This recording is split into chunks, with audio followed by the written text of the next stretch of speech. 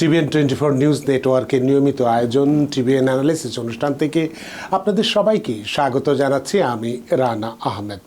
সুপ্রিয় দর্শক, আপনারা এই মুহূর্তে যারা ঘরে টেলিভিশন সেটের সামনে বসে এই অনুষ্ঠানটি দেখছেন, কিংবা আর একটু পরে টেলিভিশন সেটের সামনে বসে আপনাদের এই প্রিয় অনুষ্ঠানটি উপভোগ করবেন, কিংবা এই মুহূর্তে যারা ফেসবুক লাইভে ঢুকেছেন অথবা আরেকটু পরে ফেসবুক লাইভে ঢুকবেন, কিংবা আরও পরে সময় সুযোগ মতো যারা ইউটিউবে অনুষ্ঠানটি দেখবেন, তাদেরকেও আগাম স্বাগত জানিয়ে রাখি।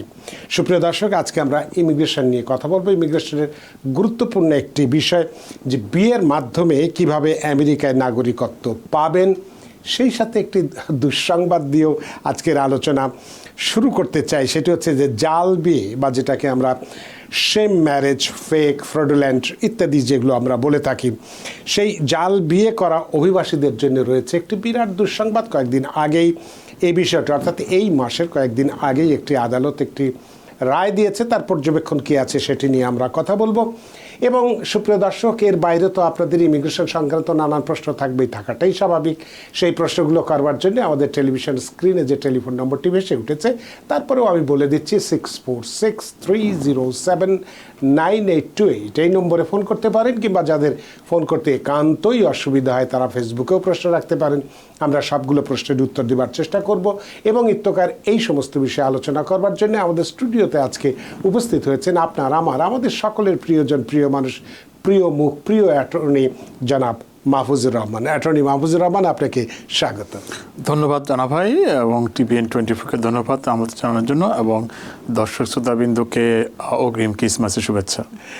আপনাকেও অসংখ্য ধন্যবাদ যে এই শীতের রাত্রিতে এবং সারাদিনের কর্মব্যস্ততা উপেক্ষা করে আমাদের স্টুডিওতে উপস্থিত হয়েছেন। এবার ইতিমধ্যে কী নিয়ে আলোচনা করব সেটি নিশ্চয়ই আপনি শুনেছেন। তো প্রথমে আমরা খারাপ বিষয়টি নিয়ে পরেই কথা বলতে চাই, ভালোটি নিয়ে কথা বলবো যে বিয়ের মাধ্যমে কিভাবে আমেরিকার নাগরিকত্ব পাওয়া যাবে। এক্ষেত্রে আপনার কাছে বেশ কিছু প্রশ্ন আমার আছে, যেগুলো আমি হয়তো আগেই কিছু করে রাখতে চাই। যে বিয়ের মাধ্যমে কিভাবে বা কি প্রক্রিয়ার মাধ্যমে নাগরিকত্ব পাওয়া যায়, এক্ষেত্রে আবেদন কোথা থেকে করতে হবে, আমেরিকার ভেতর থেকে নাকি আমেরিকার বাইরে থেকে আবেদন করতে হবে, কিভাবে প্রমাণ করা যাবে যে বিয়েটা বা যে সম্পর্কটা সেটা সঠিক, বা কেবলমাত্র ইমিগ্রেন্ট সুবিধা পাওয়ার জন্যেই যেই সম্পর্ক নয়, সেই বিষয়টি কিভাবে পাবে, বিয়ের মাধ্যমে গ্রিন কার্ড পেলে তা কয় বছরের জন্য, 10 বছর না 2 বছর, বা কয় বছরের জন্য পাওয়া যায়, ইত্যাদি নানান প্রশ্ন। এবং আলোচনার মধ্যে দিয়ে আরও প্রশ্ন হয়তো আমি করব আপনাকে। তো এখন প্রথমেই আমি আপনার কাছে জানতে চাইব যে বিয়ের মাধ্যমে কীভাবে বা কী প্রক্রিয়ার মাধ্যমে এই নাগরিকত্বটা পাওয়া যেতে পারে। অ্যাটর্নি মাহফুজুর রহমান। ধন্যবাদ জানা ভাই। ইউএস ইমিগ্রেশনে, ফ্যামিলি ইমিগ্রেশনের ক্ষেত্রে বিয়ের মাধ্যমে ইমিগ্রেন্ট হওয়া এটা একটা বিশাল অংশ জুড়ে কিন্তু এটা বিরাজ করছে, যে এবং বিশাল অংশের একটা নন সিটিজেন কিন্তু ইমিগ্রেন্ট হয়ে থাকে যে বিবাহের মাধ্যমে। আর সেই বিয়েটা হচ্ছে আপনার ইউএস সিটিজেন অথবা লফুল পার্মানেন্ট রেসিডেন্ট যারা গ্রিন কার্ডধারী, তারা যদি বিয়ে করে তার স্পাউসকে তারা এদেশে ইমিগ্রেন্ট করতে পারে, অথবা ইউএসএতে বিয়ে করলে তারা অ্যাডজাস্টমেন্ট করতে পারে অ্যাটর্নি জেনারেলের ডিসক্রিপশন অনুসারে। তো সেই ক্ষেত্রে আপনার বিয়ের যদি ইউএসএতে কেউ বিয়ে করে ইউএস সিটিজেন, এবং সে যদি লফুলি অ্যাডমিটেড হয়, সেক্ষেত্রে তাকে অ্যাডজাস্টমেন্ট জন্য আবেদন করতে পারবে। আবার যদি আমেরিকার বাইরে যদি বিয়ে করে ইউএস সিটিজেন অথবা লফুল পার্মানেন্ট রেসিডেন্স, তারা কিন্তু কনসুলার প্রসেসের মাধ্যমে তাকে এদেশে ইমিগ্রেন্ট করে দেওয়ার সুযোগ করতে পারে। তো এক্ষেত্রে যেটা আমি বললাম যে আপনি অবশ্য বললেন যে আমেরিকার ভেতর বা বাইরে থেকে সে বিষয়গুলো বললেন, কিন্তু যেগুলো যে কীভাবে প্রমাণ করব যে আমি যাকে আমি বিয়ে করেছি তাকে আমি সত্যি সত্যি বিয়ে করছি, বা যে সম্পর্কটা আছে সেই সম্পর্কটা যে সঠিক, সেটা যে আমি শুধুমাত্র একটা ইমিগ্রেন্ট সুবিধা নেওয়ার জন্যে আমি যে করিনি, সেটা কিভাবে প্রমাণ করবো, বা তারা কিভাবে আমাদেরকে ধরবে? এটা একটা খুবই গুরুত্বপূর্ণ ইস্যু রেজ করেছেন। বিয়ের মাধ্যমে ইমিগ্রেন্ট হওয়া যায় এবং অ্যাডজাস্টমেন্ট করা যায়, গ্রিন কার্ড পাওয়া যায়, সেটা ইমিগ্রেশন লতে আছে, এবং সেখানে ক্রাইটেরিয়া দেওয়া আছে। যদি কেউ বিয়ে করে অবশ্যই তাকে প্রুভ করতে হবে বিয়েটি বোনাফাইড, মানে সৎ বিশ্বাসে, এবং তারা বিয়েটা করেছে যেহেতু ফ্যামিলি রেজ করার জন্য, যে তারা একসাথে কোহেবিট করছে অথবা তাদের বিয়েটা কনজুমেটেড হয়েছে, এই জিনিসগুলো কিন্তু থাকতে হবে, এবং এটার সাথে প্রমাণও তাদেরকে দিতে হবে হবে ইমিগ্রেশনকে। আর সেই ক্ষেত্রে যদি আপনি যেটা বলছেন যে ইমিগ্রেশন ল এটা দেওয়া আছে, কিন্তু দেখা যাচ্ছে যে অনেকেই কিন্তু সেটা আবার অসৎভাবে এই জিনিসটাকে কিন্তু অপব্যবহার করার চেষ্টা করে, যেটা আপনি বলছেন যে সেম ম্যারেজ, যে মানে জাল বিবাহ, অথবা যেটাকে আমরা অন্য ভাষায় বলে যে কন্ট্রাক্ট ম্যারেজ। বেশিরভাগ ক্ষেত্রে অনেকে আসে আমাদের সামনে উপস্থিত হয় যে আমি কন্ট্রাক্ট ম্যারেজ করতে চাই, তো যেটা কিনা দেখা যায় যে শুধু টাকার বিনিময়ে এখানে কিন্তু দেখা যায় যে তাদের মধ্যে অ্যাকচুয়াল যে বৈবাহিক সম্পর্ক সেটা কিন্তু থাকে না। তারা হয়তো বা টাকার বিনিময়ে কারোর সাথে চুক্তিনামা করে মৌখিকভাবে যে আমাকে কাগজ করে দেওয়ার জন্য, সেটাকে কিন্তু সেম ম্যারেজ বলা হয়। এবং কিন্তু ইউএসসিআইএস এর কিন্তু যথেষ্ট রকমের মেকানিজম আছে জিনিসটাকে কিন্তু তারা ফাইন্ড আউট করার ক্ষেত্রে। অনেক সময় কিন্তু দেখা যায় যে তারা হয়তো বা ইনিশিয়ালি ফাইন্ড আউট করতে পারে না, কিন্তু পরবর্তীতে কিন্তু আবার যে কোনো সময় ইনফরমেশন যদি তাদের কাছে চলে আসে তখনও কিন্তু তারা সেটার বিরুদ্ধে অ্যাকশন নিতে পারে। সেটাই আপনি বলছেন যে দুঃসংবাদ, যে একটা নতুন যে একটা ডিসিশন আসছে আপনার সুপ্রিম কোর্ট থেকে, সেটাই কিন্তু অনেকটা সেরকম এক্সাম্পলের একটা সিচুয়েশন থেকে কিন্তু এই কেস লটা, এই ডিসিশনটা আসছে। যে আপনার ডিসেম্বরের 10 তারিখ ইউএস সুপ্রিম কোর্ট থেকে একটা ডিসিশন আসছে, যদি ইউএসসিআইএস এই ধরনের সেই ম্যারেজের ক্ষেত্রে যদি ফাইন্ড আউট করে এবং সেটা রিভোকেশন করে, সেটা এজেন্সি ডিসিশনই ফাইনাল। এটা নিয়ে আর ফেডারেল কোর্টে কোনো প্রকার রিভিউ করতে পারবে না।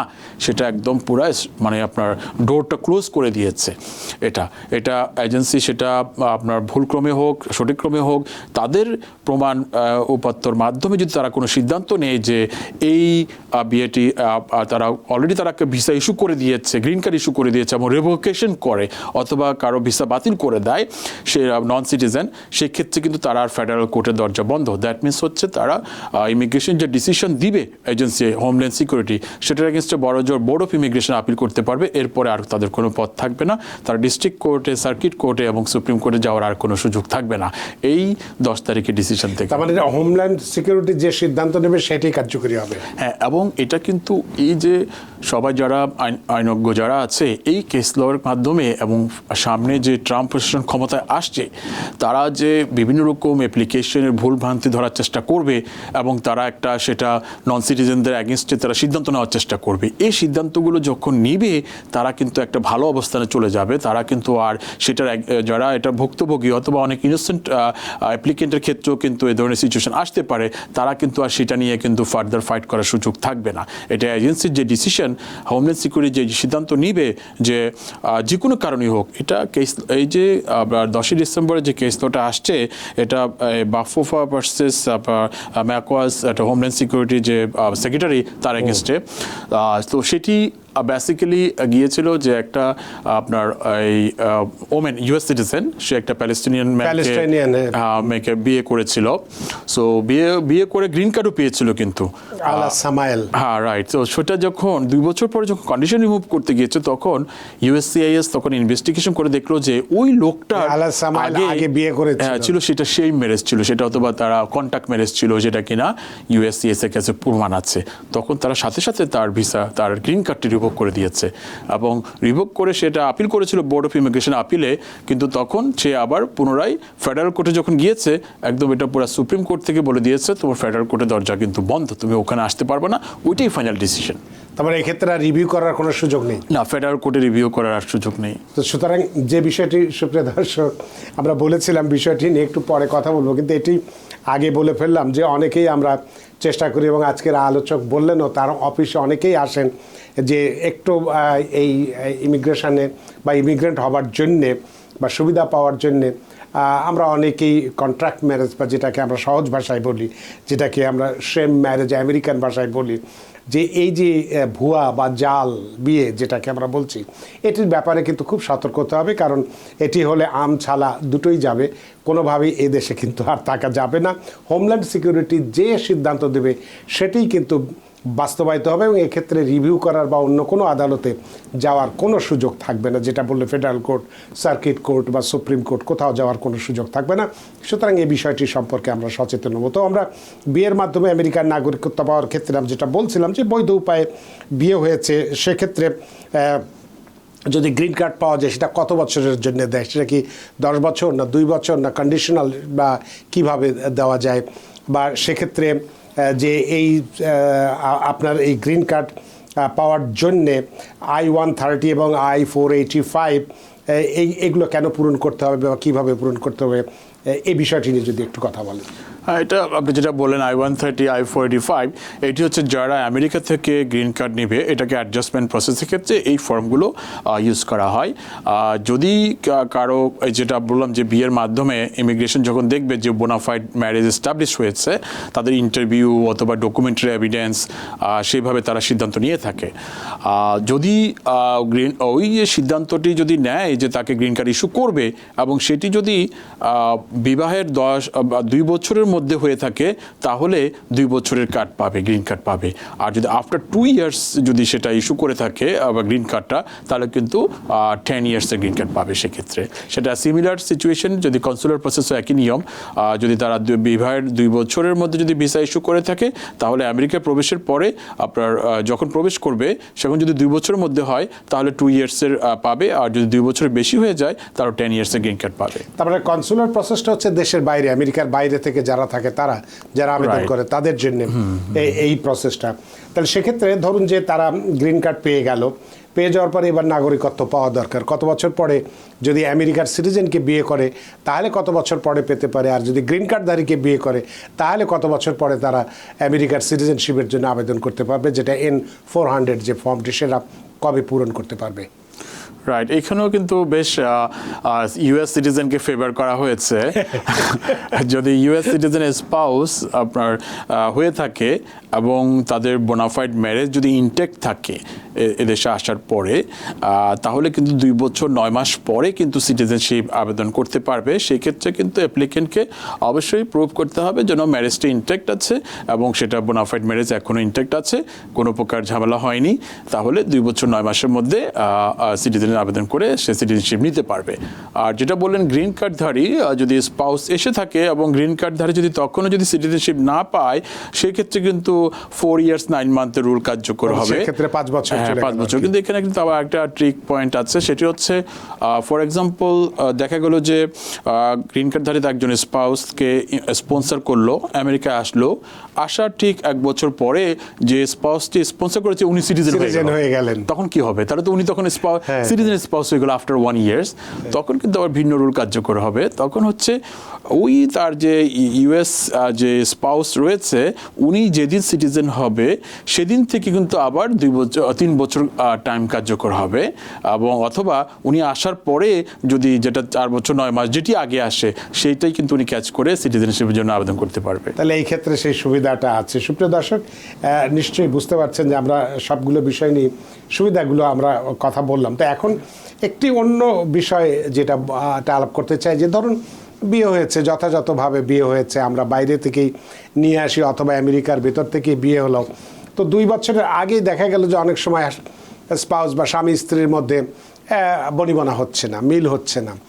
সেক্ষেত্রে তাহলে কি হবে? এই ক্ষেত্রে এই যে বিয়েটা হলো, তাদের এই নাগরিকত্ব বা গ্রিন কার্ড পাওয়ার বিষয়টি কোন অবস্থায় গিয়ে দাঁড়াবে? সেক্ষেত্রেও ইউএস ইমিগ্রেশন কিন্তু সেসব বিষয়ে কিন্তু এক্সপান্ড করে রেখেছে যে আসলেই তো এটা একটা ন্যাচারাল বিষয়। ভালো সম্পর্ক আছে, বিয়ে করে স্পন্সর করলো, নিয়ে আসলো, কিছু সময় পার হলো, দেখা গেলো যে তিক্ততা শুরু হলো, যে কোনো কারণেই হোক, যে US citizen for example abusive হয়ে গেলো অথবা তাদের রিলেশন ব্রোকআপ হয়ে গেলো, ম্যারেজটি আর টিকলো না, তখনও কিন্তু যদি দেখা যায় যে ওই স্পাউস যদি যে স্পাউসটি দেশে ইমিগ্রেন্ট হয়েছে, উনি যদি 2 বছরের কন্ডিশন, ওইটাকে বলে কন্ডিশনাল গ্রিন কার্ড বলা হয়ে থাকে, যারা 2 বছরে পেয়ে থাকে, মানে ম্যারেজের 2 বছরের মধ্যে যদি এদেশে ইন করে, তাহলে তো সেটা কন্ডিশনাল গ্রিন কার্ড হয়ে থাকে। তখন তো একটা তার জন্য একটা বিপদের সম্মুখীন হয়ে যায়। অনেকে কিন্তু জানে না ল, তখন তারা মানে খুবই একটা আপনার ডিপ্রেশনে চলে যায় যে তার ইমিগ্রেশন স্ট্যাটাস কী হবে, চলে আসছে তার একটা নতুন দেশে এবং তার স্পাউসের সাথে সম্পর্ক ভালো না, একটা ডিফারেন্ট সিচুয়েশন ফেস করছে, তখন কি হবে? আসলে কিন্তু তখনও কিন্তু ইমিগ্রেশনের ব্যবস্থা রয়েছে।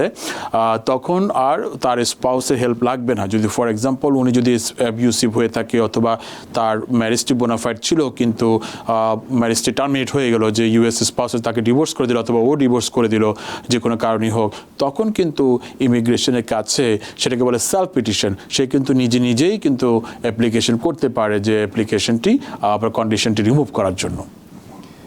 আর এক্ষেত্রে ধরুন যে মিউচুয়াল বা যে কোনোভাবেই হোক বিচ্ছেদ হলো না, দুজনের মধ্যে আবার তারা রইলো এবং মারামারি হলো, যেটাকে আমরা ভায়োলেন্স এগেনস্ট উমেন যেটাকে অ্যাক্ট যেটাকে বলি। তো সেই সম্পর্কে একটু আমি জানতে চাইবো যে তাহলে এই ভাওয়া যেটা কি, তার অধীনে কে বা কারা পড়বে, এই প্রশ্নটি আপনার কাছে থাকবে। তবে দুজন দর্শক অনেকক্ষণ ধরে অপেক্ষা করছে, তাদের টেলিফোনগুলো একটু নিয়ে নিতে চাই। সুপ্রিয় দর্শক, কে আছে টেলিফোনে? নাম পরিচয় বলে আপনার প্রশ্নটি করুন। জি, হ্যালো, সালাম আলাইকুম। আমার নাম ইমরান, আমি জামাইকা থেকে বলছি। জি। আমার প্রশ্ন ছিল আপনার, আমি একটা রুমার স্প্রেড হচ্ছে যে F4 ক্যাটাগরি যে ভাই বোনের আনম্যারিড, এটা সম্ভবত একসময় বন্ধ হয়ে মানে আপনার দে কুড স্টপ ইট। এটা আমি বুঝতেছি না, এটা কি আসলে কি ইমপ্লিমেন্ট করবে আপনার অ্যাডমিনিস্ট্রেশন অর সামথিং? আমি দেয়ার ইজ রুমার গোয়িং অন। আমি যে অ্যাপ্লাই করছি, আমার ভাই বোনের সবাই আপনার আনম্যারিড। অনেক ধন্যবাদ আপনার প্রশ্নের জন্য, অ্যাটর্নি মাহফুজুর রহমান। ধন্যবাদ ওনাকে প্রশ্ন করার জন্য। শুধু এটা নয়, রিউমার আরো অনেক কিছু রিউমার আছে, বিষয় ইমিগ্রেশনের বিষয় কিন্তু রিউমার ছড়াচ্ছে। মানুষও খুব আতঙ্কিত এবং শঙ্কিত তাদের রিলেটিভসদের জন্য যে আবেদন করেছে সেই বিষয় নিয়ে। তো উনি যেটা বলছে যে ভাই বোনের আবেদন, না এখনো সেরকম কোনো কিছু শোনা যায়নি। এবং যদিও এটা যে ট্রাম্প প্রশাসন এখন ক্ষমতায় আসছে, তাদের যে বিগত প্রশাসনের কিন্তু লাস্ট এন্ডে কিন্তু তারা কিন্তু এটাকে চেইন ইমিগ্রেশন হিসেবে আখ্যায়িত করে কিন্তু এটাকে কিন্তু একটা মানে বন্ধ করার অথবা একটা তারা চিন্তা ভাবনা করছিল। কিন্তু এটা বন্ধ করতে গেলে কংগ্রেস থেকে তারা আইন প্রণয়ন করতে হবে, এটাকে ল এনাক্ট করতে হবে, কারণ এটা কিন্তু কংগ্রেসের আইনের দ্বারা কিন্তু ভাই বোনের আবেদনে কিন্তু প্রক্রিয়া চলছে।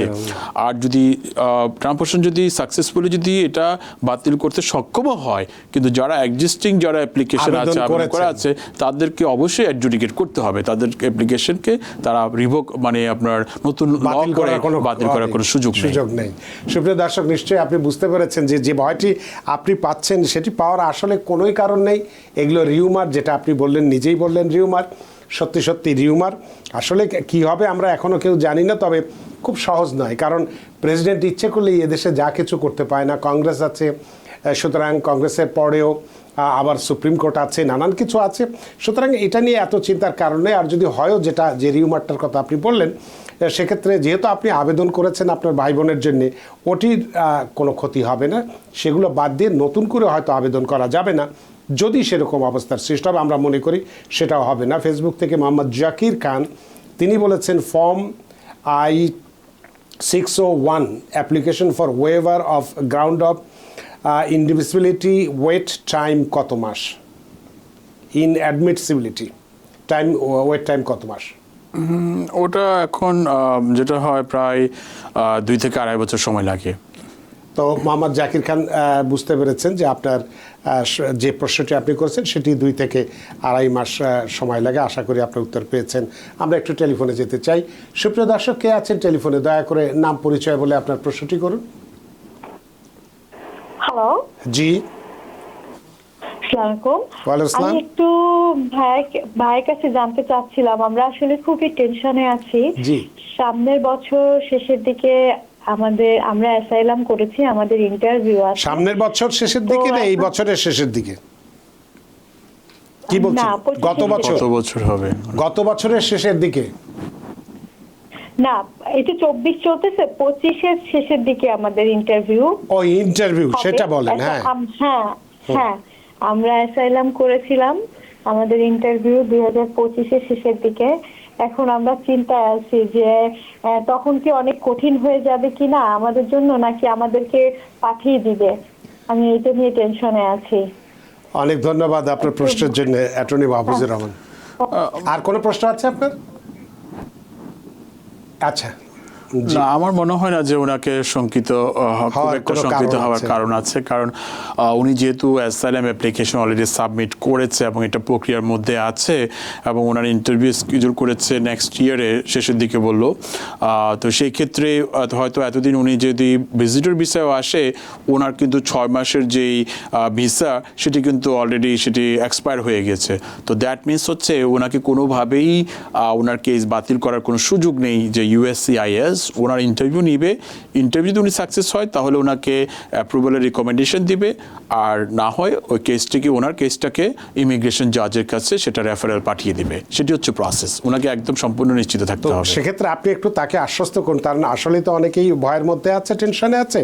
কিভাবে আশ্বস্ত করুন যে যেহেতু অ্যাসাইলাম করেছেন, নিশ্চয়ই একজন ভালো অভিজ্ঞ লয়ারের মাধ্যমেই করেছেন, সেক্ষেত্রে তার এই কেসটি উইন করার জন্যে বা কিভাবে যদি উনি কেসটি সাজিয়েছেন বা তথ্য দিয়েছেন সেগুলো ইন্টারভিউর সময় উনি কিভাবে বলবেন বা সেই বিষয়টি যদি তাকে একটু পরামর্শ দেন।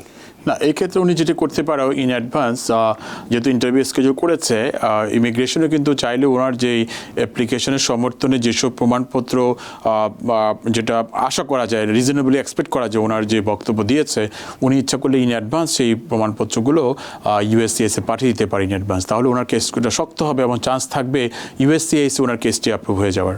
এবং সেক্ষেত্রে যেদিন ওনার এই ইন্টারভিউটা থাকবে সেদিন যাতে যা পাঠিয়েছেন সেগুলো যেন ঠিকমতো বলতে পারেন, কোনো রকম যেন অবশ্যই যে কোনো গড়মিল না হয় তথ্যের। এটা নট অনলি অ্যাসাইলাম, আপনার যে কোনো প্রিপারেশনে আপনি একটা জায়গায় যাবেন, ইভেন আপনি ব্যাংকে যান, আপনি একটা লোন অ্যাপ্লিকেশন করতে যান, you have to prepare yourself. মনে করেন আপনার একটা ইন্টারনাল একটা প্রিপারেশন অবশ্যই থাকতে হবে, না হলে কিন্তু আপনি যে কোনো সিম্পল বিষয় কিন্তু আপনি ফেল হয়ে যাওয়ার সম্ভাবনা থাকবে।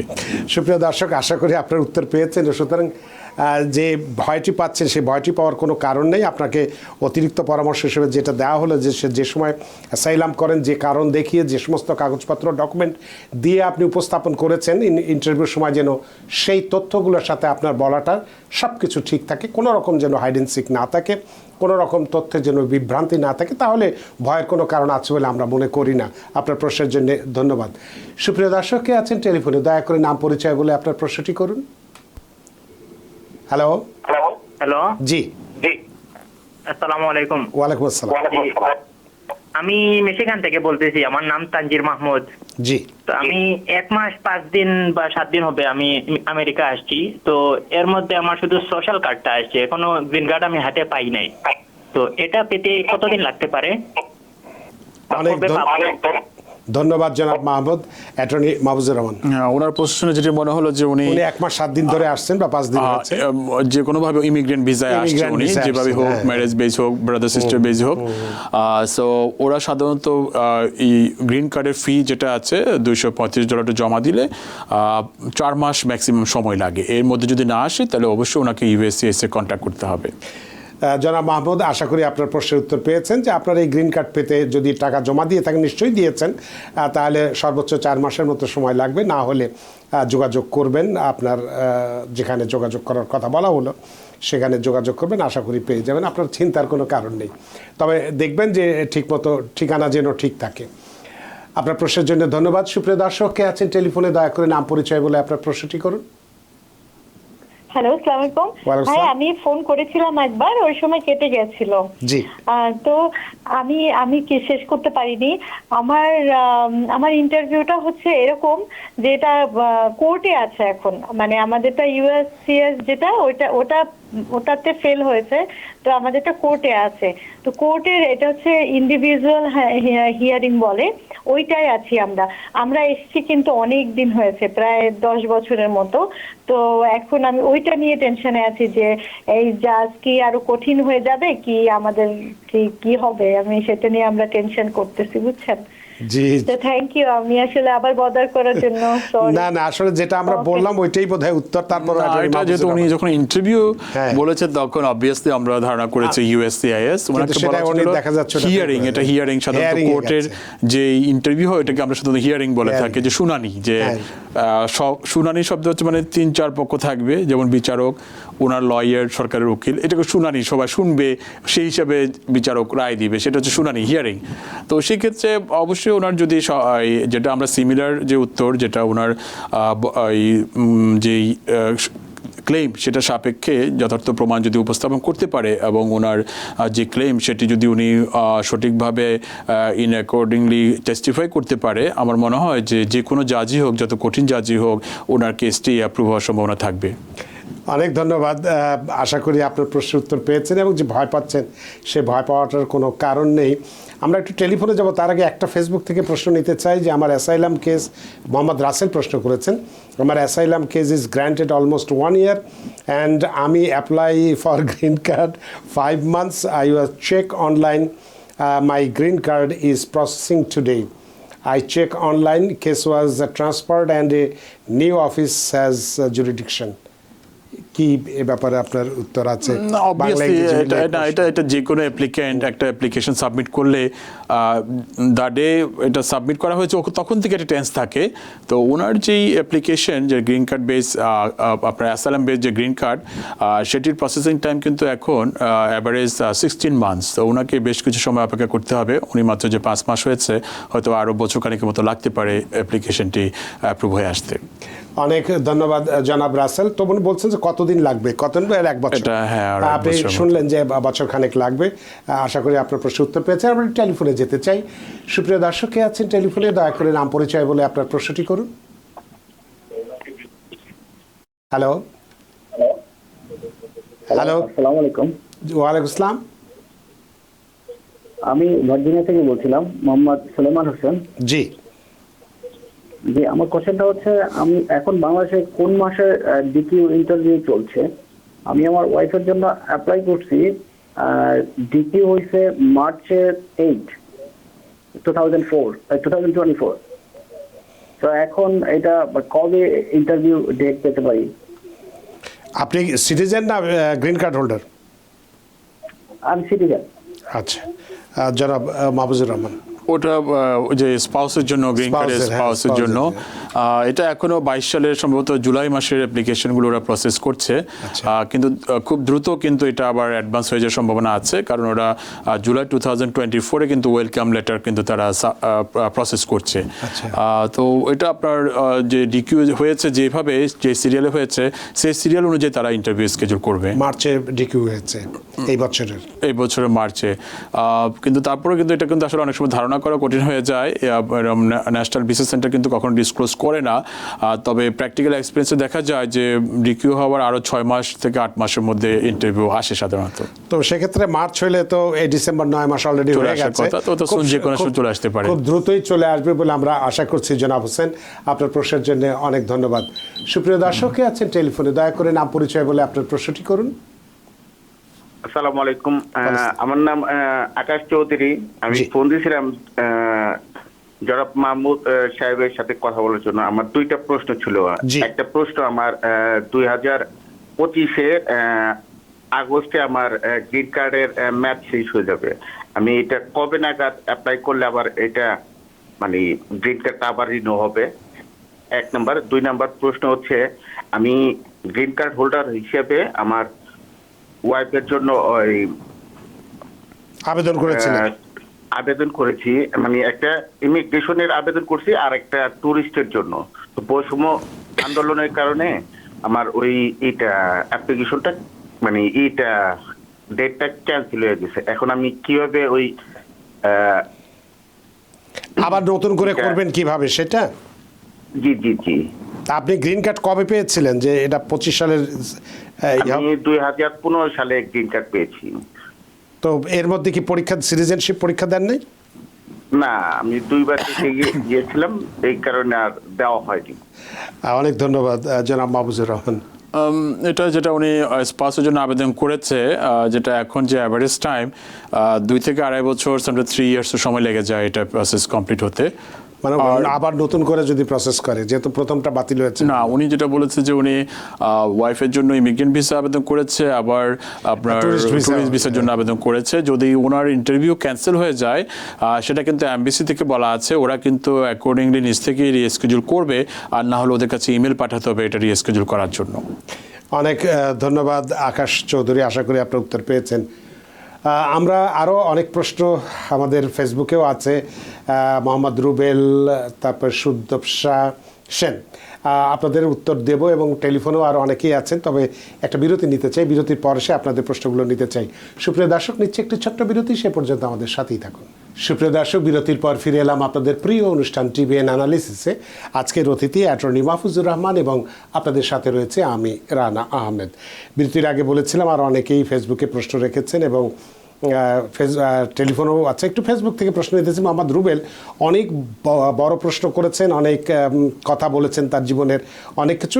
মোট কথা যেটা দাঁড়াচ্ছে যে তিনি রাজনৈতিকভাবে নির্যাতিত, সেক্ষেত্রে উনি যদি আমেরিকায় আসেন রাজনৈতিক আশ্রয় নিতে পারবেন কি না, এটাই হচ্ছে তার প্রশ্ন। না, অবশ্যই আমেরিকাতে অ্যাসাইলাম সিস্টেম এখনও বিরাজমান। সেটা অ্যাসাইলামের যেই প্রটেক্টিভ গ্রাউন্ড, পলিটিক্যাল অপিনিয়ন, সেটা একটা ওয়ান অফ দি অন্যতম গ্রাউন্ড, যেটা উনি অবশ্যই ওনার যদি সেরকম ক্লেম থাকে তাহলে সেটা জীবনের সিক ঝুঁকি করতে থাকে বা পারবে। সেটা যেটা আছে উনি বলেছেন। সুতরাং মোহাম্মদ রুবেল, আপনি আপনার প্রশ্নটা অনেক বড় ছিল বলে পড়িনি, কিন্তু মুদ্রা কথা যেটা ছিল বলেছে আপনার যদি জীবনের ঝুঁকি যেহেতু আছে, সেহেতু আপনি যদি আমেরিকা আসতে পারেন এবং এক্ষেত্রে অ্যাসাইলাম নিতে পারেন, কারণগুলো সেই যে কারণে আপনি আসবেন ডকুমেন্টগুলো কিন্তু সাথে করে নিয়ে আসবেন, তাহলে আপনার জন্য সুবিধা হবে। একটি প্রশ্ন সুতপ সেন, তিনি বলছেন যে অ্যাসাইলাম গ্রান্টেড হওয়ার পর স্পাউস এবং সন্তানের জন্য I-730 পিটিশন করার সময় সন্তানের বয়স 21-এর নিচে আছে, তবে এমবাসি ইন্টারভিউ আসতে আসতে সন্তানের বয়স 21+ হয়ে যাবে, সেক্ষেত্রে কি এমবাসি এজ আউট করবে? না, এটা কিন্তু একটা খুব একটা গুরুত্বপূর্ণ বিষয়। যারা অ্যাসাইলাম অ্যাপ্লিকেন্ট তাদের ফ্যামিলি মেম্বার থাকে, যদি 21-এর নিচে থাকে কেউ, যেদিন উনি অ্যাসাইলাম ফাইল করেছে সেদিন যদি ওই বাচ্চাটির বয়স যদি 21-এর নিচে থাকে, যত সময় লাগুক, এটা আপনার যদি উনি 27 হয়ে যায়, 25 হয়ে যায়, উনি যদি অ্যাসাইলাম গ্রান্ট হয় এবং ওই বাচ্চাকে উনি অ্যাজ এ আন্ডার 21, এটাও কিন্তু সিএসপি এর রুল আলোকে দেওয়া আছে, আন্ডার 21 এইজটা লক থাকবে সব সময়। উনি আন্ডার 21 চাইল্ড হিসেবে অ্যাসাইলাম গ্রান্ট হয়েছে, মানে ফাইল হয়েছে, ফাইল হয়েছে, ওখান থেকে লক করা থাকবে।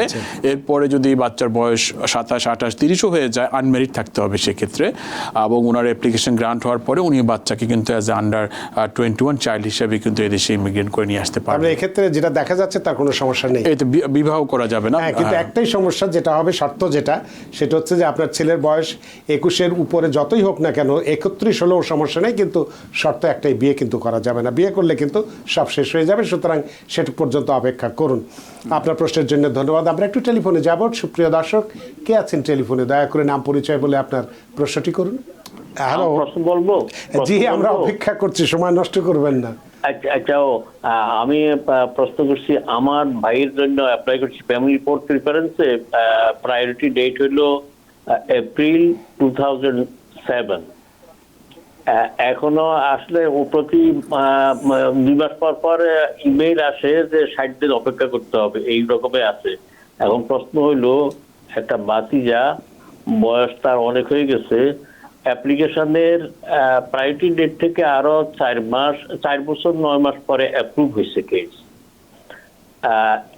এরপরও এখন 27 হয়ে গেছে তার বয়স, কোভিডের কারণে দেরি হয়ে গেছে।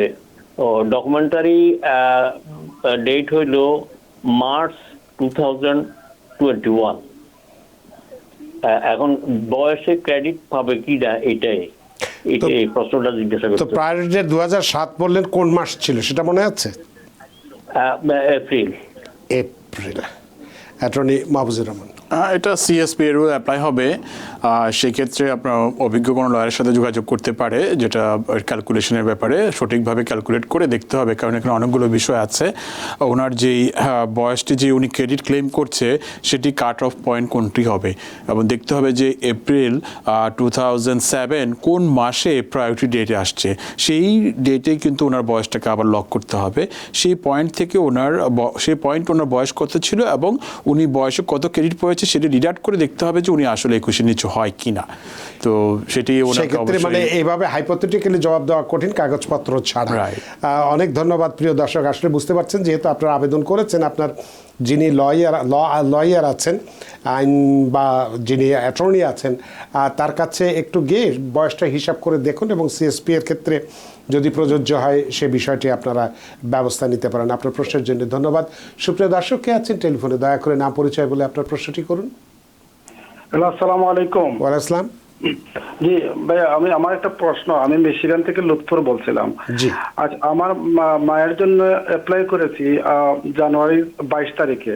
জি। আমার কতদিন সময় লাগবে যে আমার মায়ের ইন্টারভিউর জন্য অথবা এর জন্য কতদিন সময় লাগতে পারে?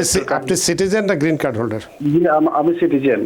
আচ্ছা, অনেক ধন্যবাদ। আপনার কেসটা কি অ্যাপ্রুভাল হয়েছে কিনা? কেস কি অ্যাপ্রুভ হয়েছে? অ্যাপ্রুভাল হয়েছে? জি, কেস অ্যাপ্রুভাল হয়েছে, অ্যাপ্রুভাল পাইছি আমি। আচ্ছা আচ্ছা। আর ন্যাশনাল ভিসা সেন্টারের প্রসেসিং কমপ্লিট করেছে, ডিকিউ হয়েছে? ডিকিউ হয়েছে? না, ডিটি হয় না, কোনো কিছু জানি না কতদিন সময় লাগতে পারে।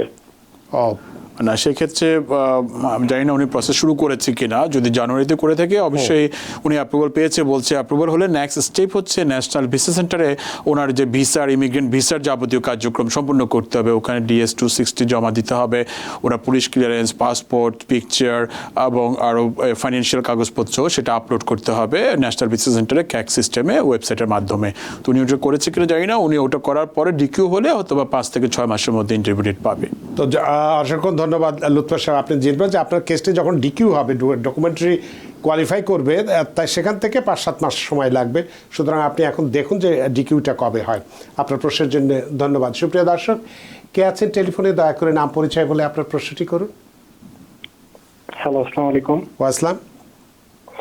জি, আমি আমদাতুল বলতেছি নিউ ইয়র্ক থেকে। জি। ওই আমি আমার ভাইয়ের জন্য অ্যাপ্লাই করছিলাম 2010 এর ডিসেম্বর আর কি। ওই অ্যাপ্রুভাল পাইছে 2015 এর মনে হয় অ্যাপ্রুভাল পাইছে। তো ওইটা কতদিন লাগতে পারে? আর আমার ওয়াইফের জন্য আমি অ্যাপ্লাই করেছিলাম 2024 এর ফেব্রুয়ারিতে আর কি। এখনো অ্যাপ্রুভাল পাই নাই, ওইটার জন্য কতদিন লাগতে পারে? আর আমি যদি আরেকটা জিনিস, ওই আমার ভাইয়ের অ্যাড্রেস ওইটা আর কি, আমি চাইছিলাম ওই অন্য জায়গায় আর কি মুভ হয়েছি। তো আমি এখন যদি লোকেশন চেঞ্জ করি, এটাতে কি প্রসেসে কোনো ডিলে হবে? এটা আর কি জানতে চাই। প্রসেসটা আপনার মানে অ্যাড্রেসটা চেঞ্জ করে দিতে হবে কিনা সেটি হচ্ছে আপনার প্রশ্ন। অ্যাটর্নি মাহফুজুর রহমান। ওনাকে ধন্যবাদ প্রশ্ন করার জন্য।